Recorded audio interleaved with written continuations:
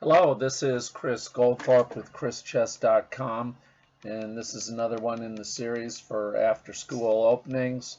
So this video, I'm going to try to keep it to under 15 minutes, but this is one opening that is difficult to do that with.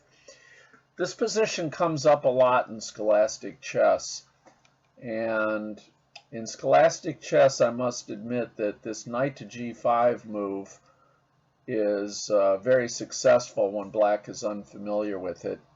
And in that regard, when white does play this, by the way, this is not called the FriedLiver attack in this position yet. It's actually called the Fagiletto attack, and I rarely hear it referred that way.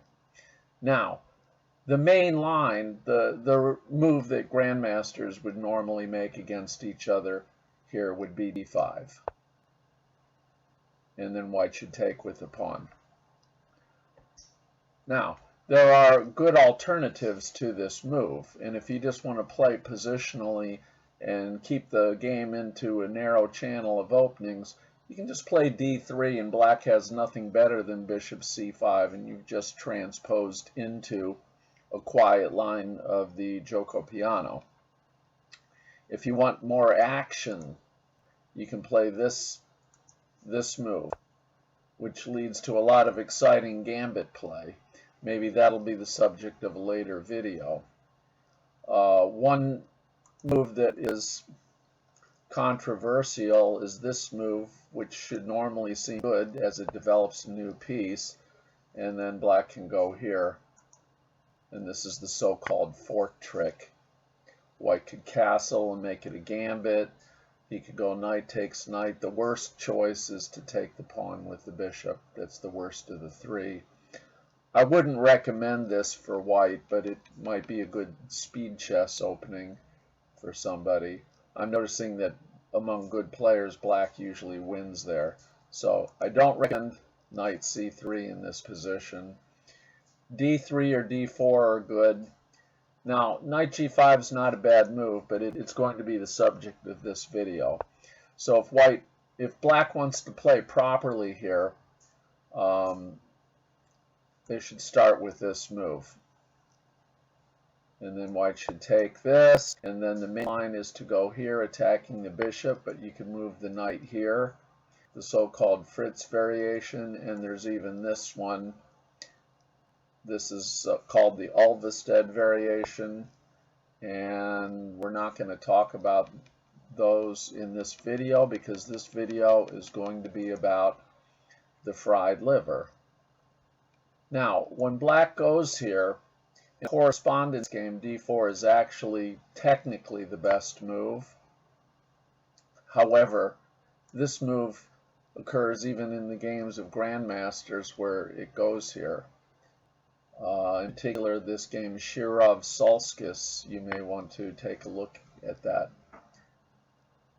And it's based on the idea that when the king takes, this is a sacrifice, then the queen comes out with check, and the king has to go here. And if black is not accustomed to this, it's very easy for black to fall under. Knight back to e7 here is also a move. This is thought to be a little bit more aggressive. It's the third best move of going here. Putting the bishop here to guard c2 is an option. Also, queen to e4 was an option before computer analysis came along. And simply castling here for white is very dangerous for black. White is going to want to open the center with moves like d4 and just get the king. White's strategy is to checkmate black in the next 10 or 12 moves. Black's only strategy is to get his king safe. So usually in practice, the first one to have to start thinking is the one who loses. So it becomes sort of a crapshoot. I don't recommend for beginners to go into this as either color. It's extremely tactical. It's just a kaleidoscope of complications. And there's a lot of upsets, that is, where a weaker player beats a stronger player in this position, especially if either of them is more familiar with it. So once the knight takes at f7, the position, this is the FriedLiver attack. So if you're going to play this as black, I mean, there's only really one move for black here, and when you do this check, black has got to come up here. If he goes back here, it's checkmate in 3 moves. White's going to take here twice. When the bishop goes in the way, take that as well, and black will be checkmated. So king g8's a pretty poor option. If he doesn't move the king here, the knight drops. And then white hasn't even made a sacrifice. He's in fact a pawn ahead with a better king position. So he's gonna go here pretty much every time. Now it just makes sense to put more pressure on this pinned knight. And this knight to b4 is by far the more popular. For the black pieces, black can go here. This is like another move. There was one game here where white won, so white has 100% here. I wouldn't put too much stock in that. It's a very small sample, one game. However, the computer likes white here significantly too, and moves like d4 again are going to open the center to expose the king. And as before, white just wants to checkmate black, and black just wants to survive the next several moves. So let's look at that again from the beginning. This is where white played the Italian game and black answered with the 2 knights defense. Now knight c3 isn't really good, and black should respond by taking this pawn, but if he doesn't want to go through the complications, he can just play bishop c5. For white, d4 can be a very active way to play, and d3 just makes it transpose pretty much into the gioco piano, where black has played bishop to c5 on the 3rd move. So it brings us to this move, which is a good move. It's very aggressive. This is called the Fagiletto attack, and if black is to play properly, he should go here, and then when you take, he can move his knight here to a5, attacking the bishop. He could play the Fritz variation by putting his knight here on d4, or he can play the Ulvested variation, and those might be covered in other videos. But this video is about the FriedLiver attack because it is very popular in school chess. Now d4 is technically best here for black. Leaves the bishop guarding this knight, but this is the FriedLiver attack. And then the king might take here. White goes here to check. King goes here. And notice that although white is a little bit better according to the computer is thinking 21 moves ahead. It's unlikely that your opponent or you can do that. And here the main move for black is to play this. This is the main move, guarding this again. And if white is to just castle and get out of any fork or anything, taking this pawn would not be a good as the knight falls. But black can guard this knight again. But then white should immediately open the center. So let's one more time see how that looked from the beginning. Of course, you can play this video over and over as many times as you like. But if you play e4 in school chess and black answers with e5, as they almost always do, this knight f3, knight c6 come up very frequently, and you can usually get into this position. Now, if black is not familiar with this, they usually don't do very well. For example, any move of any black piece to e7 right now is disastrous. Knight e7 allows a checkmate in one move. Not good for black. Queen here is a bluff. You still take it.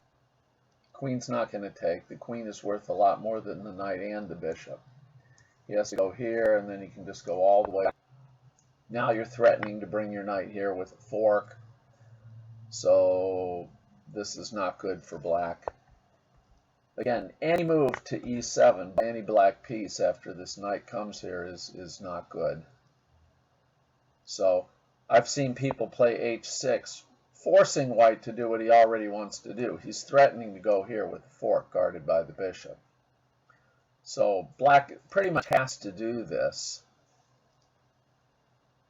So white should take, and if black takes back immediately, then the knight goes here with a fork, the king takes, and the check.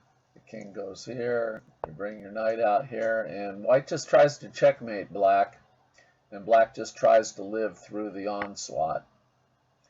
Okay, maybe in a different video we'll go over something other than the FriedLiver attack, which is knight takes f7, namely this d4 move. Also in a later video, we'll see what happens with this d4 move. We can also look at the d3 move and the main line. In other words, the moves that are considered best by theory are to take here, and then the knight attacks the bishop.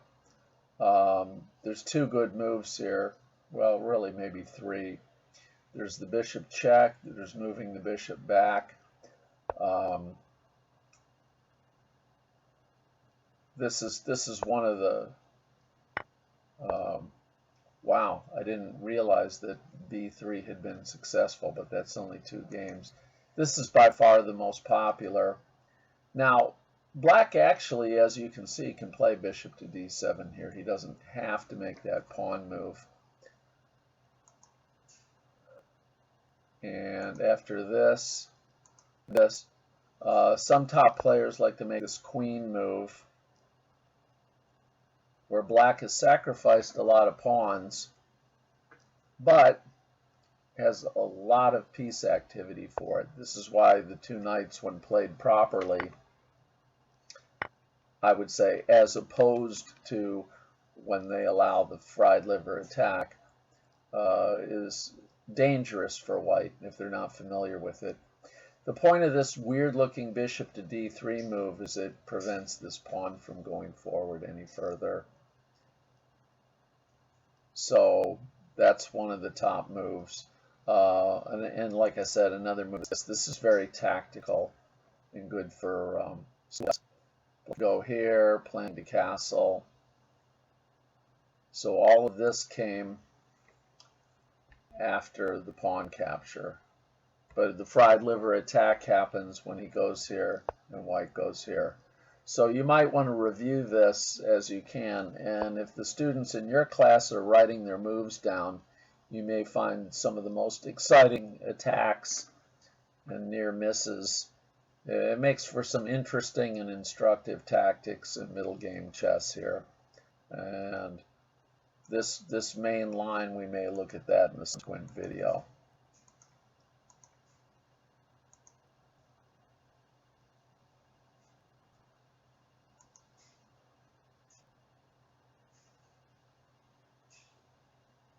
You can go back to d3. You could also castle here. The queen can take the rook. Okay, so that's the FriedLiver attack. Have fun, subscribe, like the video, and as always, thanks for watching.